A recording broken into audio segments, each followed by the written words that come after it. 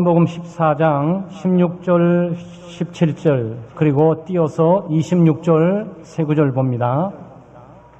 16절은 제가, 17절은 우리 교우들이, 26절은 함께한 목소리로 낭독합니다. 내가 아버지께 구하겠으니 그가 또 다른 보혜사를 너희에게 주사 영원토록 너희와 함께 있게 하리니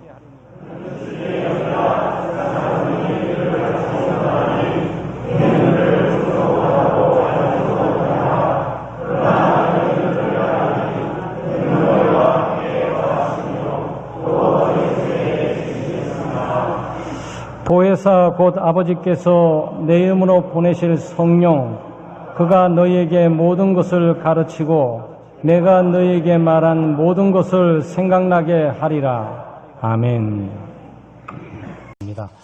오늘은 본문 말씀을 중심으로 해서 성령의 사역이라는 제목으로 말씀을 나누겠습니다. 오늘은 성령 강림 주일입니다.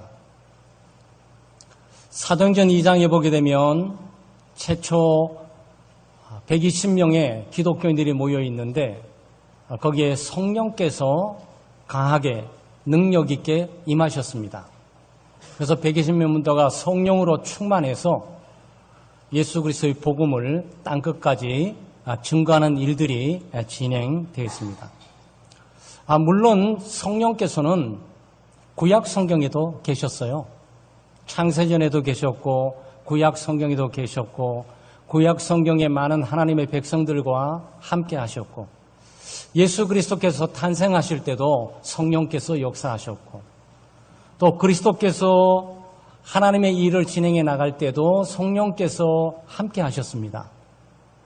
그렇지만 지금 사도행전 2장에 성령께서 강림하셨던 사건들은 없는 것이 갑자기 생긴 것이 아니고 특별하게 성령이 예수 믿는 사람들 가운데 임하고 또 교회 가운데 임하셔서 공식적으로 교회를 출범시키시고 성령이 이제는 교회를 중심으로 예수 믿는 사람들의 공동체를 중심으로 일하게 되는 그런 일들이 벌어지게 됐습니다. 그래서 성령 강림 주일을 우리가 지키는 거예요. 아마 이러면 성령 그러면 기독교의 가장 독특한 진리 가운데 하나예요. 왜냐하면 일반 타 종교를 보시게 되면 타 종교에는 신이 있습니다. 소위 우리가 생각할 때는 우상인데도 그 사람들이 생각할 때는 신이에요. 신이 있고 신을 숭배할 수 있는 계명이 있어요. 네? 거기까지예요. 나머지는 그 신도들이 그 신을 믿고 그 계명을 부지런히 따라서 살도록 노력하면 돼요. 그런데 기독교는 달라요. 하나님이 있습니다. 그리고 하나님의 말씀인 계명, 바로 하나님의 말씀 성경이 있어요. 그리고 성령이 계십니다. 성령께서 역사하셔서 하나님을 비춰주시고 성령께서 하나님의 말씀을 비춰주시고 성령께서 힘과 능력을 주시고 성령께서 우리를 새롭게 해주시고 성령께서 우리를 인도해 주셔야만 기독교인이 될 수 있는 거예요. 그리고 기독교적인 삶을 살아갈 수 있는 거예요. 그러니까 하나님의 은혜인지 우리 특별히 오늘 찬양을 들어보니까 성령께서 나를 도우사 바로 살게 해달라고 좀 하거든요. 여기 신앙 고백이 강하게 들어있는 내용이었어요. 그래서 우리 창세교회 교회들은 찬송 들으게 될 때 목소리를 음미하고 있는 것이 아니고 가사를 예의주시하게 들으면서 우리가 신앙 고백을 함께 하는 거죠. 그러니까 다른 모든 종교는 자기가 종교를 택하면서 자기가 신을 택하고 자기가 그 계명을 따라서 살면은 그 교단 또 그 교회 교인이 될 수 있어요. 근데 기독교는 안 돼요. 기독교는 성령께서 역사하셔야 돼요. 성령께서 하나님을 믿게 해야 믿게 되는 거고 성령께서 거듭나게 해야 새로운 사람이 되는 거고 성령께서 중생을 해야 마음도 새롭고 생각도 새롭고 삶도 새롭게 변화되어 가는 것이고 변화되었다 할지라도 기독교인이 되었다 할지라도 성령께서 인도해 주셔야만 기독교적인 삶을 살아갈 수가 있는 거예요. 이 기독교의 상당한 독특한 진리이자 바로 교리가 되는 거죠. 특별히 예수님이 성령과 함께 동행하시면서 요한복음 14장, 요한복음 15장, 요한복음 16장에 보게 되면 예수님이 성령에 대한 얘기들을 많이 하십니다. 성령이 어떤 분이신지, 성령이 어떤 일을 하시는지를 우리에게 가르쳐주고 있어요. 그래서 예수님이 가르쳐주시는 바로 성령의 역사, 성령의 활동, 성령의 사역을 우리가 함께 살펴보면서 우리가 은혜를 받고자 합니다. 성령이 무엇입니까? 제 성령은 삼위일체 하나님이세요. 하나님은 지정의 인격을 갖고 있는 분이십니다.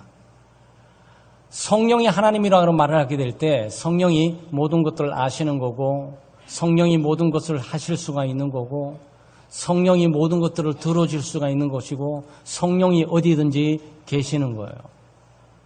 성령은 비인격적인 물체가 아니에요. 성령은 단순한 힘이 아닙니다. 성령은 단순히 능력이 아니에요. 성령은 단순히 세력이 아닙니다. 성령은 단순히 선한 정신이 아니에요. 성령은 삼위일체 하나님이십니다. 그리고 우리가 성령 사역에 대해서 얘기하게 될 때 성령을 우리 마음대로 왔다 갔다 할 수 있는 분이 아니라 삼위일체 하나님을 인식한다는 것은 굉장히 중요한 거예요. 이렇게 보게 되면 우리가 예수 믿고 구원 얻고 기독교인이 된 것은 성령의 개입, 하나님의 개입, 하나님의 역사, 하나님의 인도하심으로만 예수를 믿게 되는 거고, 하나님의 역사로만 기독교적인 삶을 살아갈 수가 있게 되는 거예요. 왜 성령을 보혜사라고 부릅니까? 여기 예수님께서 4장 16절 말씀에 내가 아버지께 구하겠으니 그가 또 다른 보혜사를 너희에게 주사 그랬어요. 성령을 보혜사라고 말하면서 26절 말씀에도 보혜사, 아버지께서 내 이름으로 보내실 성령 이렇게 표현했습니다. 성령이 보혜사라는 사실을 알고 계세요? 알고 계셔야 돼요. 예수 믿는 사람들은 성령의 역사로 말미암아 거듭나고 중생돼서 성령의 인도함을 받고 있기 때문에 성령의 명칭이 무엇인지를 잘 알고 있어야죠. 성령은 보혜사입니다. 그런데 보혜사인데 또 다른 보혜사예요. 그러니까 잘 보세요. 보혜사가 있고 또 다른 보혜사가 있는데 또 다른 보혜사는 성령을 말하는 거예요. 그럼 보혜사는 누구죠? 보혜사는 예수 그리스도이세요. 하나님께서 첫 번째 보혜사 예수 그리스도를 보내시고 두 번째 보혜사 성령을 보내셨다 그 얘기예요. 그러면 보혜사는 무슨 뜻입니까? 보혜사는 글자 그대로 옆에서 말해주는 사람이에요. 보혜사 파라클레이토스라 그래가지고 옆에서 말해주는 사람. 이 사람이 누구죠? 남편 옆에서 말해주는 사람이 누굽니까? 아내죠. 그 창세기는 아내를 돕는 자라고 표현했어요. 돕는 자, 위로자, 격려자, 상담자, 죄를 지었을 때 변호해주는 변호자, 이것을 보혜사라 그럽니다. 그러니까 보혜사란 뜻은 여러 가지 이름을 갖고 있는데 변호사이기도 하고 상담사이기도 하고 격려사이기도 하고 위로자이기도 하고 안내자이기도 하고 돕는 자이기도 하고. 예수님께서 우리에게 죄를 변호해 주세요. 우리의 죄가 용서함을 받았다.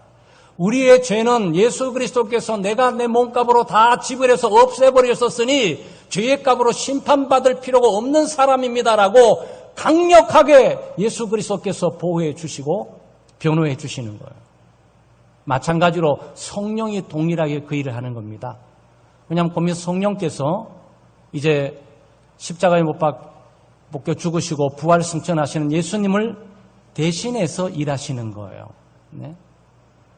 성령은 우리 옆에 계시면서 우리의 죄를 변호해 주시기도 하고 우리가 어디로 가야 되는지 무엇을 해야 되는지 모르게 될 때 우리를 지시해 주시고 안내해 주시고 우리가 큰 고민 가운데 있게 될 때 걱정 가운데 있게 될 때 우리를 상담해 주시고 또 우리가 크게 낙심하고 실망했을 때 성령께서 우리를 위로해 주시고 격려해 주시고 우리가 극한 두려움 가운데 공포 가운데 있게 될 때 성령께서 우리를 용기 있게 담대하게 해주심으로 우리의 삶을 이끌어가고 계시는 거예요.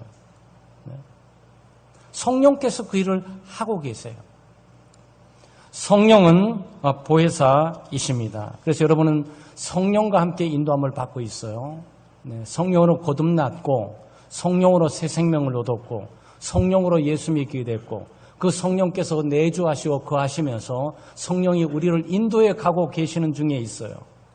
그러니까 기독교는 자기가 하는 게 아니에요. 다른 많은 종교들은 자기가 신을 택하고 종교를 택해서 그들의 주어지는 교훈을 따라 살아가면 그들의 교도가 되지만은 기독교는 안 돼요. 반드시 성령께서 역사하셔서 거듭나게 하고 새롭게 하시고 성령께서 내주하셔서 인도하시고 깨닫게 하시고 위로하시고 격려하시고 담대하게 하시고 소망 가운데 있게 하시고 죄책 가운데 양심의 가책에 두려워지게 될 때 성령이 예수 그리스도를 통해서 내 죄가 다 사함받았다는 사실을 계속 고마하시면서 내 영혼을 변호해 주시는 거예요. 성령께서 그 일을 하고 계시는 겁니다. 성령은 무슨 일을 하고 계십니까? 오늘 성령은 여러 가지 일을 하고 계세요. 그렇지만 예수님께서 가르쳐 주시는 성령 사역에 대해서 묵상을 좀 할 겁니다. 첫째는 함께 해주시는 사역을 하세요. 여러분, 함께 해주신다는 것은 얼마나 귀하고 복된 일인지 몰라요? 예수님께서 이 땅에 오셨을 때 마태 저자가 뭐라고 얘기했죠? 임마누엘이라고 그랬어요. 하나님이 함께 하신다. 예수님이 이 땅에 오셔서 가장 중요한 가운데 함께 해주시겠다는 거예요. 하나님의 백성과 함께. 하나님의 백성이 무슨 일을 당하든지 어디에 있든지 질병 가운데 있든지 고난 가운데 있든지 사고 가운데 있든지 사망한 음침한 골짜기로 다니든지 아니면 극한 패배와 실패 가운데 있든지 염려와 걱정, 근심거리 가운데 둘러싸여 있든지 성령이 그 가운데 떠나지 않고 함께해 주신다는 거예요. 그 약속이에요. 여기 지금 나오고 있잖아요. 16절 말씀에 내가 아버지께 구하겠으니 그가 또 다른 보혜사를 너희에게 주사 영원토록 너희와 함께 있게 하리니 그랬어요. 영원토록 함께 있게 하시겠다.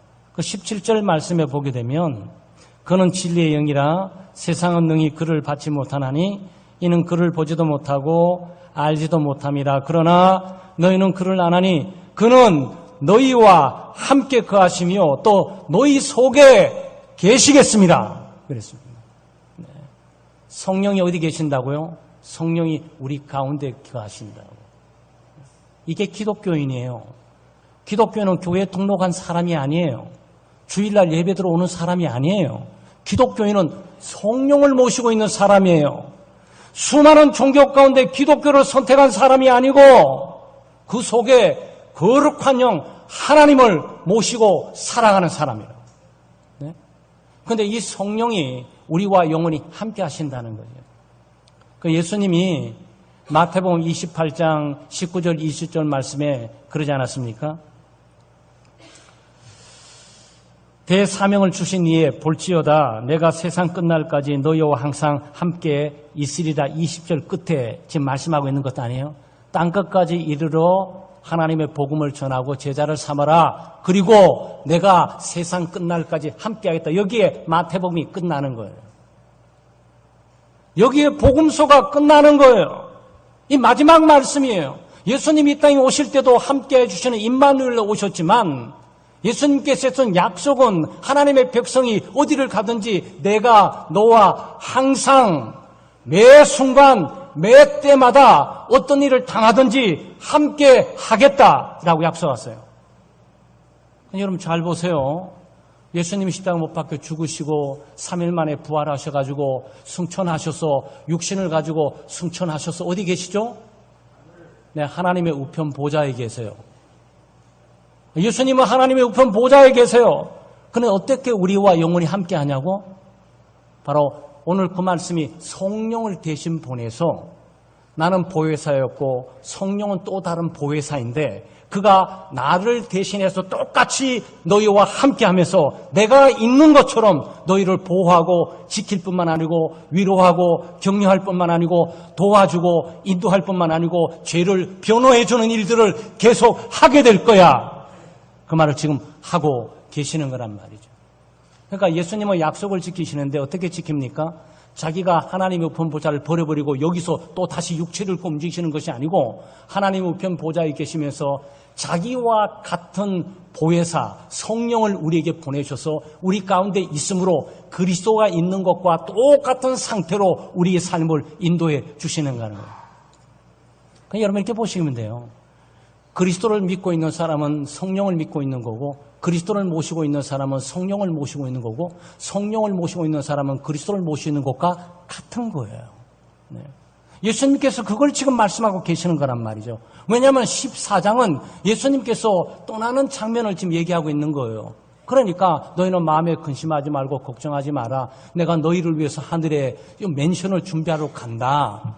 그 길을 어떻게 합니까? 나는 길이요 진리요 생명이니 나로 말미암자고는 아버지가 올 자가 없어. 그렇지만 내가 죽었다가 부활하고 육체를 가지고 하나님의 우편 보좌에 가지만 염려하지 마. 보혜사 또 다른 성령이 내가 보혜사로 너희와 함께 있었지만 또 다른 보혜사 성령께서 오셔서 너희와 함께 영원히 있을 거야. 그게 내가 너희와 영원히 함께하는 방법이야. 그 얘기죠. 그러니까 주일학교 교사들이나 구역장님들이 우리 교우들과 함께 있으면서 예수님을 모시고 있는 사람은 어때요? 성령을 모시고 있는 것이다. 네.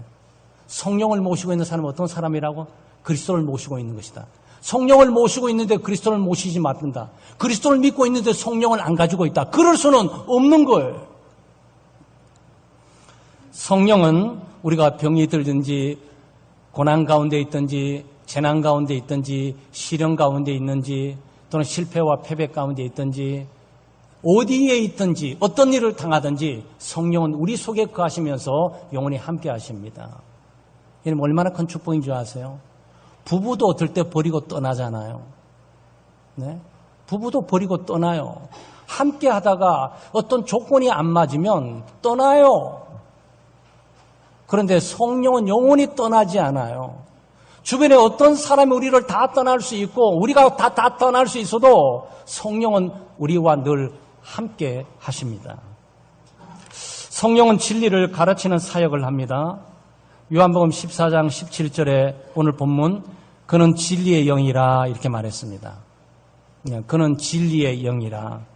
그리고 26절 말씀에 내 이름으로 보내실 성령 그가 너희에게 모든 것을 가르치고 내가 너희에게 말한 모든 것을 생각나게 하리라 그랬어요. 가르치는 거, 생각나게 하는 거 진리의 영이신 성령께서 하시는 일이에요. 그러니까 성령께서 하시는 일은 뭡니까? 우리를 가르쳐 주시는 거예요. 뭐를? 진리를 가르쳐 주세요. 그러면 진리가 무엇입니까? 여러분 진리가 무엇입니까? 진리는 하나님의 말씀이 진리예요. 예수 그리스도의 말씀이 진리예요. 성경이 진리예요. 예수 그리스도가 진리예요. 오늘 14장 16절을 봤잖아요. 14장 6절 말씀에 그 유명한 나는 길이요 진리니 그랬어요. 예수님이. 그러니까 기독교에 있어서 진리는 다른 것이 아니고 하나님의 말씀 성경이 진리인 것이며 예수 그리스도가 진리예요. 성령은 우리를 예수 그리스도를 알게 하는 것뿐만 아니고 예수 그리스도의 말씀인 성경을 알게 하는 거예요. 그래서 여러분 기도 많이 하셔야죠. 왜 그렇습니까? 하나님의 말씀이 들리는데 몰라. 뭘 말하는지를 몰라. 목사가 설교를 하는데 그 말이 무슨 뜻인지 아무도 몰라. 그걸 알게 해주는 사람이 누구죠? 성령께서 알게 해주세요. 성경 공부를 할 때라든지 성경을 읽을 때라든지 하나님의 말씀을 들게 될 때 그것이 이해되고 깨달아지면서 진리 가운데 번쩍거림이 있으면 그것은 목사가 설교를 잘해서 그런 것이 아니에요. 여러분의 IQ가 높아가지고 기독교 생활을 10년, 20년 하다 보니까 노하우가 생기고 짬밥이 있어서 알게 된 것이 아니에요. 성령께서 역사하셔서 알게 하시는 거예요. 네. 이게 기독교예요. 그러니까 성령은 우리를 말씀 가운데 인도하면서 하나님의 말씀을 뜻을 깨닫게 하는 거예요. 그리고 예수 그리스도가 누군지를 알게 하는 거예요. 다른 말로 표현하면 성령의 인도하심과 감동과 감화하심이 없으면 100년 여기 앉아서 설교를 들어도 이해를 못한다는 거예요.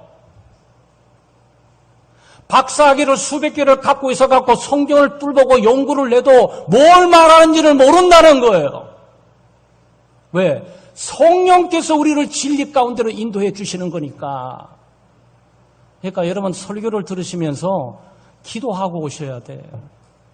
하나님 말씀의 뜻이 잘 이해도 깨달아지게 해달라고 기도하죠. 성령의 감동과 감화심이 있도록 해주셔야 돼요. 네. 물론 목회자가 설교를 잘할 수 있도록 기도해 주셔야 되지만 하나님, 목사님이 행설수라는지는 몰라도 하나님의 말씀이 정확하게 들려주고 이해될 수 있도록 감동과 감화심이 있도록 역사해 주십시오라고 기도해야 돼요. 누가복음 24장에 보게 되면 예수님께서 십자가 못 박혀 죽으시고 부활했는데 제자들이 부활한 걸 몰랐어요. 예수님 십자가 못 박혀 죽으신 것만 알지 부활하는 사실을 몰랐어요. 그래서 낙심하고 실망해서 옛날 오브로 엠마로 가는데 예수님께서 나타나셨어요.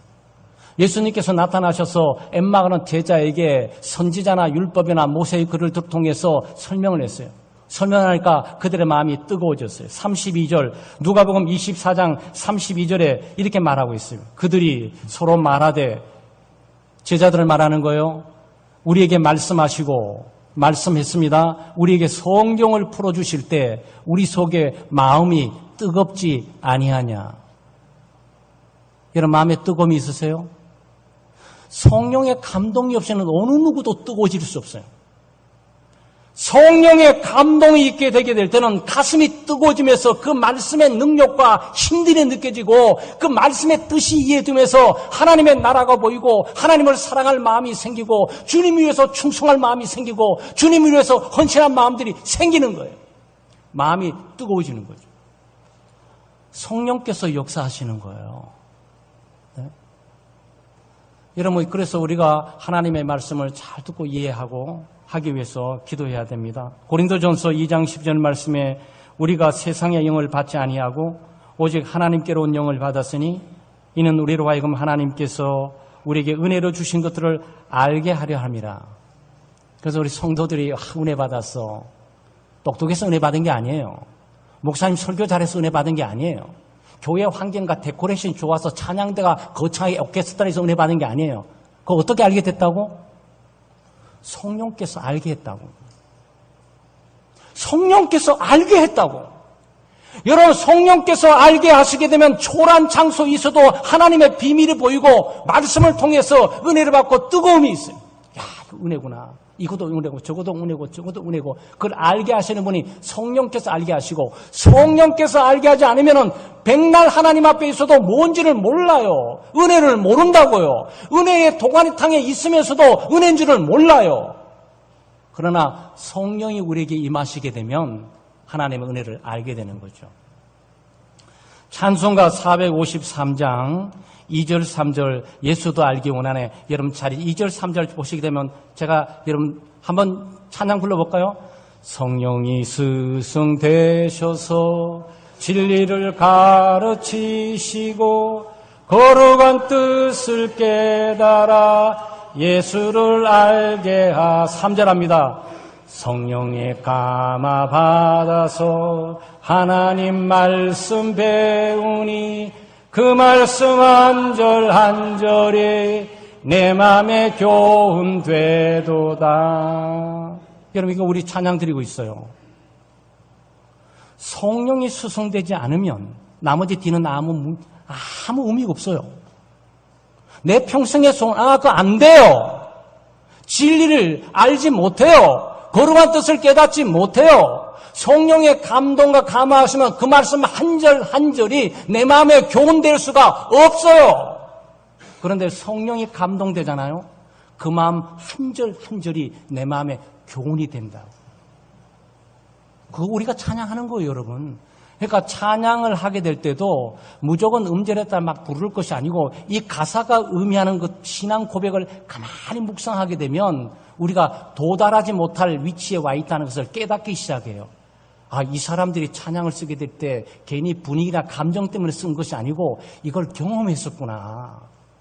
하나님의 말씀을 듣든지 하나님의 말씀을 공부하든지 하나님의 말씀을 묵상하든지 할 때 성령께서 감동이 있어가지고 성령이 나의 스승이 되셔서 나를 진리 가운데로 인도해 주셨구나. 그리고 성령이 나를 감동시켜서 그 말씀 한 절 한 절이 내 마음이 교훈되고 있구나라고 경험을 했던 거예요, 여러분. 성령께서 그렇게 하시는 거예요. 성령은 우리를 진리 가운데로 인도하십니다. 아마 찬송가 198장 4절도 우리가 성찬할 때 종종 불러요. 성령을 내 마음에 보내셔서 내 얻은 영의 눈 밝히시사 말씀에 감추인 참 진리를 깨달아 알도록 하옵소서. 이거 주요스 해변서 이거예요. 성령을 내 마음에 보내셔서, 보내지 않으면 끝이에요. 내 얻은 영의 눈 밝히시사 말씀에 감추인 참 진리를 깨달아 알도록 하옵소서. 성령을 내 마음에 보내지 않으면 내 얻은 영은 영원히 까맣게 될 것이고 말씀에 감춘 진리는 영원히 감춰져 있을 것이고 아무것도 깨닫지 못한다. 성경이 펼쳐져 있고 성경이 해석되고 있지만 성령께서 감동과 감화심을 시키지 않으면 하나님의 말씀이 깨달아질 수가 없고 말씀 가운데 있는 참된 진리가 이해되어질 수 없다는 거예요. 그러니 여러분, 우리가 하나님의 말씀을 대하게 될 때 얼마나 겸허해야 되는 것이며 얼마나 하나님 앞에 기도해야 되는 존재임을 깨닫게 되는 거예요. 그래서 토요일 날 예배드리러 오기 전에 기도하고 오시라는 거예요. 이 시간이. 목사가 설교를 잘하도록 기도도 해야 되지만 성령께서 감동과 감화시켜 주셔서 그 말씀 한 절 한 절이 깨달아지고 그것이 달콤하고 즐겁고 기쁨이 있고 그 감춰있는 진리를 깨닫게 되고 저런 말씀이었구나. 야, 저 뜻이었구나. 내가 저걸 왜 몰랐지. 이런 놀라운 역사들이 우리 마음속에 있어야 한다는 거예요. 아니, 꼭 설교 시간만이 아니라 성경을 읽을 때나 성경을 공부할 때조차도 말이죠. 심지어 우리 구역들이 오전 예배 마치고 오후 예배 마치고 난 이후에 구역들이 모여서 말씀을 나누게 될 때 성령께서 역사하셔야만 그 말씀 나눔의 은혜가 거기에 있는 거예요. 그러니까 우리 구역 식구들이 얼마나 그 시간들을 사모하고 기도해야 되는지를 우리가 여기서 보게 되는 거란 말이죠. 성령은 책망하시는 사역을 합니다. 오늘 요한복음 16장 7절 8절로 가보시게 되면 그러나 내가 너희에게 실상을 말하노니 내가 떠나가는 것이 너희에게 유익이라. 내가 떠나가지 아니하면 보혜사가 너희에게로 오시지 아니할 것이요 가면 내가 그를 너희에게 보내리니 8절에 그가 와서 죄에 대하여 의에 대하여 심판에 대하여 세상을 책망하리라 그랬어요.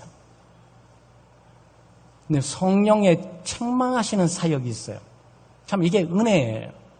그 죄에 대해서 책망을 해요. 이게 죄구나. 불신앙, 불순종 이렇게 살면 안 되는데 이게 죄구나. 그래서 이 죄 짓지 말라고 하는 그 정죄의식과 가책이 생겨요. 완고하고 강팍한 영혼, 죄로 오염된 영혼은 절대로 양심의 가책과 정죄감을 갖지 않습니다. 양심의 가책과 정죄감이 있어도 이걸 억눌러버리고 나는 문제없고 의로운 사람이라고 자기를 도배하면서 그냥 살아가죠. 그런데 성령께서 역사하게 되면 죄가 깨달아지고 죄가 자각되고 죄가 죄임을 인식하게 되는 거죠. 그리고 의에 대해서 책망을 해요. 의에 대해 책망이 뭡니까? 나는 의로운 사람, 나는 선한 사람으로 생각했는데 성령께서 오시면 너는 의가 전혀 없어. 너는 의롭지 않아. 그래서 너는 책망받아 마땅해 라고 하는 의식을 갖게 된단 말이죠. 심판에 대해서 지금까지 하나님의 심판 없이 살아왔고 하나님의 심판 의식하지 않고 살아왔어요. 그러나 성령께서 오시게 되면 이게 죄구나. 나는 의가 없는 거구나. 내가 불순종하고 있는 거구나. 내가 불신하고 살아가고 있는 거구나. 내가 의심하고 살아가고 있는 거구나. 내가 하나님의 뜻보다도 세상 뜻, 세상을 사랑하고 세상을 위해서 살아가고 있구나. 하나님의 심판을 받을 수밖에 없는 존재구나라고 깨닫게 돼요. 여기서 회개가 일어나는 거예요. 여기서 회개가 일어나는 거예요. 성령께서 역사하게 되면 죄를 깨닫고 자기가 의가 없음을 깨닫고 그리고 심판을 강력하게 의식하면서 하나님 앞에 회개를 하게 되고 자백을 하게 되죠. 그걸 누가 하신다고? 목사가 하는 게 아니고 교회가 하는 게 아니고 성령께서 하신다고. 네? 그래 여러분 책망받을 때 감사하시고 그것들을 겸손한 마음으로 기도하면서 고치고 살아가야 돼요. 종종 설교를 통해서 구역의 지도자를 통해서 또 교회 지도자를 통해서 내 잘못에 대해서 책망을 하게 될 때 그것도 충고를 하게 될 때 그렇게 살지 말라고 얘기하게 될 때 그거를 그냥 막 지나갈 게 아니에요. 그건 성령의 음성으로 들어야 돼요. 양심 가운데 너 그렇게 살지 마. 그렇게 살면 안 돼. 네가 예수 믿는 사람이야. 네가 직분자야. 직분자는 그 따위로 살아도 되겠어? 너는 직분자가 아니야. 이런 음성을 들어야 된다고요. 성령이 책망해 주시는 사역을 하니까. 그래 여러분 설교를 다하면서 시험 들지 마세요.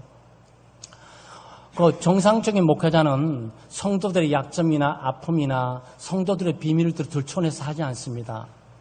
이게 목사의 큰 어려움이에요. 성도들의 아픔과 고통, 슬픔들을 말할 수 없는 비밀을 알고 있지만 그것을 무덤까지 가지고 가야 돼. 아니 하나님의 나라까지 가지고 가야 돼. 사람이 비밀을 알고 비밀을 지키고 산다는 것이 얼마나 힘차고 힘들고 어려운 일인지 아십니까? 네? 그래서 고해 성사를 받는 신부들은 아마 상당히 심리적인 고통 가운데 지내는 사람이에요. 물론 그리스도에 다 맡기지만 모든 범죄 사실을 다 알고 있는데도 뻔뻔하게 다 나와서 다 살아가고 있는 것들에 대해서 감추고 덮고 가야 되니까. 네? 좋은 소문이라면 드러내면 되지만 나쁜 소문들은 안 되잖아요. 제가 이 말씀한 이유는 뭐냐면은 목회자가 성도들의 약점과 단점들을 공적으로 절대 얘기하지 않습니다. 그거 얘기하는 사람이라면 그것은 이단일 수도 있고 나쁜 사람일 수도 있죠. 사람이. 목사라고 다 선한 사람입니까? 목사도 나쁜 사람이 있을 수도 있죠. 죄를 회개하고 자백해야 될 사람이 있을 수 있어요. 목사도 죄인이고 타락하고 오염된 죄인인데 회개해야 되지 않겠습니까? 근데 설교 듣고 나온 다음에 용서하고 들으시기 바랍니다. 있는 그대로, 어휘 그대로 사용할게요. 여과 없이. 목사님이 나를 치셨어. 또 목사님이 말로 나를 깠어. 우리 교회에 있다는 얘기 아니에요. 우리 교회에 있다는 얘기가 아니에요. 제가 저도 어릴 때부터 신앙생활을 하면서 내 전도사 생활, 강도사 생활, 부목사 생활을 오래 하면서 왜 교회에 있는 일들을 모르겠어요. 네? 그런데 교회에 안 나오는 거야. 목사님이 나를 쳤다, 나를 깠다. 하필 설교하러 갔는데 목사님이 누가 목사님한테 얘기 일렀다 반드시 목사님이 그걸 알 수가 없었을 텐데 목사님이 알고 이 부분들을 공적으로 또 얘기를 하면서 물론 그런 목사님은 사임을 해야지. 그럼 목자의 자격이 없는 거지. 근데 문제는 하나님의 말씀을 그대로 전달했는데 목사님은 아무것도 몰라요. 모르고 얘기했어요. 성령께서 말씀하신 것이지 성령께서 말씀하시게 될 때 목사님을 통해서 일일이 다 까불려서 말한 것이 아니고 어떤 일부만 얘기했을 뿐인데 그 부분이 자기에게 이거 이렇게까지 얘기했다고 스스로 받아들이면서 목사님이 분명히 이건 알고 있는 사실이다. 구역장 얘기했냐? 여전사님 얘기했냐? 도대체 누가 얘기한 거지? 아니 얘기한다 할지라도 목사님이 그런 식으로 이 문제를 가지고 공적인 공동예배에 말씀하시면 안 되지. 이런 교회 못 다녀. 왜 시험에 든지도 몰라요, 목사님. 안 나와서 나중에 구역장을 또 알아보면은 목사님 말씀드리고 얘기해 보세요. 목사님이 깠대는데요. 어디를 까요? 설교할 때 쳤답니다. 뭐를 쳤다는 거예요? 그래서 나중에 말이죠. 한 4, 5개월 때 설교 원고까지 갖고 와서 집사님 보세요. 이 말씀의 톤이 이거 아니겠습니까? 집사님이 당시 그때 얘기했던 것은 성령께서 얘기한 것으로 들으셔야 됩니다. 목사는 몰라요. 저는 집사님이 그 이름 지금도 모르고 있는 거고 뭔지도 몰라요. 얘기했다면 이 본문을 통해서 공적으로 들었는데 성령께서 그때 집사님에게 책망하고 하신 걸로 들으시게 되면 그 복된 건데 집사님이 내가 얘기한 것을 해서 지금 해석하면서 문제가 발생된 겁니다. 이런 거죠. 사랑하는 여러분, 하나님의 말씀을 들으면서 성령께서 책망하는 사역이 있습니다. 책망받게 될 때 감사하시고 책망받고 자기 실수와 결점들을 질타당하는 것은 정말 뼈저리게 아픈 거지. 근데 그 뼈저린 아픔들을 금수 안고 그것들을 극복해 나가게 될 때 발전적인 사람이 되는 거고 성숙된 사람이 되는 거고 성공한 사람으로 나가게 되는 게 아니겠냔 말이죠. 마지막으로 예수 그리스도를 증거하며 영화롭게 하는 사역을 합니다. 요한복음 15장 26절 말씀에 내가 아버지께로서 너에게 보내를 보혜사 곧 아버지께로서 나오시는 진리의 성령 오실 때 그가 나를 증거하실 것이요. 그리고 여기에 나는 그리스도를 말하는 겁니다. 예수 그리스도를 증거하게 된다. 뭐가? 성령께서 오시게 되면 예수 그리스도를 증거하시게 된다. 요한복음 16장 13절 14절에 그러나 진리의 성령이 오시면 그가 너희를 모든 진리 가운데로 인도하시리니 그가 자유로 말하지 않고 오직 듣는 것을 말하시며 장래일을 너희에게 알리시리라. 그가 내 영광을 나타내리니 그랬어요. 자, 두 가지예요. 마지막 성령께서 오시게 되면 하시는 일이 뭐냐? 예수 그리스도를 강력하게 증거하신다. 둘째, 예수 그리스도의 영광을 추구하고 그 영광을 드러낸다라는 거죠. 우리가 신앙생활합니다. 성령께서 역사하셔서 거듭나시고 또 성령께서 믿음을 주셔서 예수 믿고 신앙생활해요. 신앙생활 하다 보면 주님을 사랑하고 주님의 뜻대로 주님의 계획대로 살게 되겠죠. 우리가 좀 더 봉사하게 됩니다. 주님을 섬기게 돼요. 그리고 헌금도 하게 됩니다. 재능도 드리게 됩니다. 그러다 보면 내가 한 것으로 착각할 수가 있어요. 아주 주의해야 돼요. 기독교 신앙에 있어서 내가 하는 게 아니라 그랬죠. 성령께서 시작하셨으니까 성령께서 인도해 가셔야 돼요. 모든 일이 진행되면은 어떻게 돼야 되는 거죠? 정상적인 성령이 인도하겠다면 그리스도가 강하게 드러나야 돼요. 나를 소개하는 것이 아니고 예수 그리스도가 소개돼야 돼요. 내 영광과 내 능력과 내 지혜가 나타난 것이 아니고 예수 그리스도의 영광이 나의 모든 삶을 통해서 우리 공동체를 통해서 찬란하게 드러나야 돼요. 그게 성령이 인도하시는 거예요. 그래서 사람 성령이 보이지 않다 보니 뒤에서 힘 주시고 위로를 주시고 또 격려를 주시고 또 변호해 주시고 담대하게 주셔서 하는 일들을 그리스도를 드러내고 그리스도를 자랑하고 또 그리스도를 소개하고 그리스도를 증거하고 그리스도의 영광을 나타내고 이렇게 돼야지. 자기의 영광, 자기의 능력, 자기의 섬김, 자기의 지혜, 자기의 헌신, 자기의 봉사 아주 주의하셔야 돼요. 이게 뭐죠? 성령으로 시작했다가 육체로 마치는 거지. 갈라디아 교회 교인들의 복음을 떠난 이유가 거기에 있는 거예요. 시작이 성령이면 중간의 과정도 성령이고 마치는 것도 성령으로 끝내야지. 그게 교회 아니겠어요? 사랑하는 여러분, 성령께서 우리 가운데 거하심을 굳게 붙드시고 성령의 인도를 따르십시오. 육체를 따라서, 육신을 따라서, 세상을 따라서, 내 생각을 따라서, 내 마음을 따라서, 내 뜻을 따라 사는 삶을 멈추세요.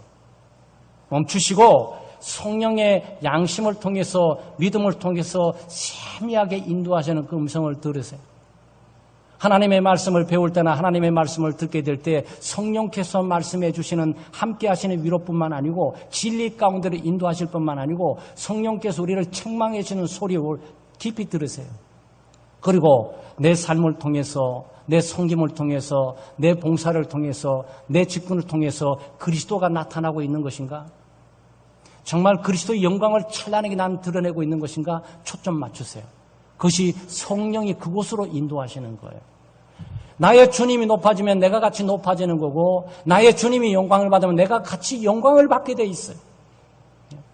사랑하는 여러분, 성령을 따라 예수 그리스도의 함께 하심, 성령을 따라 예수 그리스도를 강력하게 증거할 뿐만 아니고 그리스도의 영광을 드러내는 복된 삶을 살아가시기를 주의 이름으로 축원합니다.